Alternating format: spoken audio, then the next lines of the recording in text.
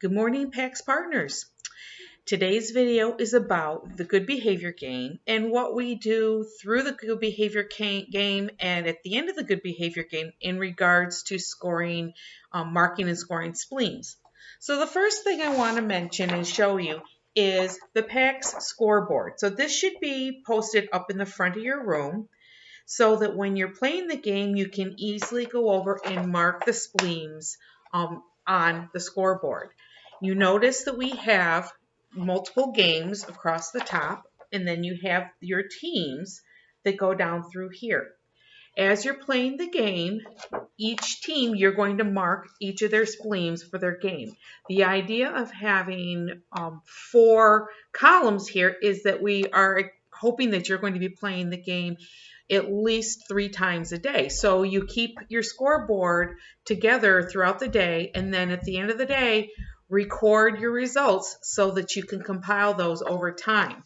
Now you notice here I gave some team names here. I mean, you let your students pick their names, or you can assign names or colors.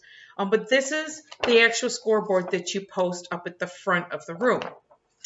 When you're done playing the game, then you have the option of having a weekly challenge or a monthly challenge for PAX Minutes for your students.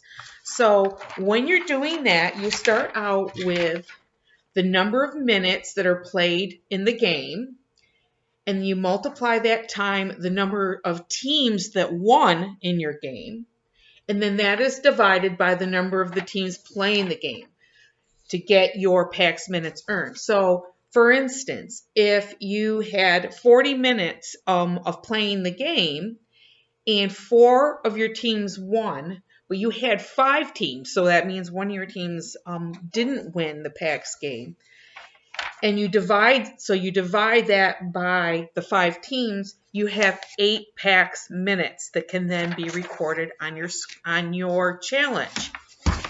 In your bag, when you were trained, you got this. And down here at the bottom, you can see where I took that. And in the daily, I said, okay, so they had 8 minutes, and so I filled into 8 minutes.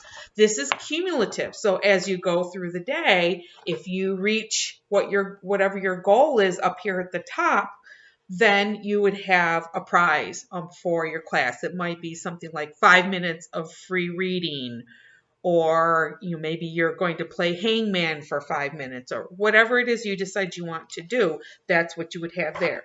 Then on this other side, this is if you want to have a larger prize.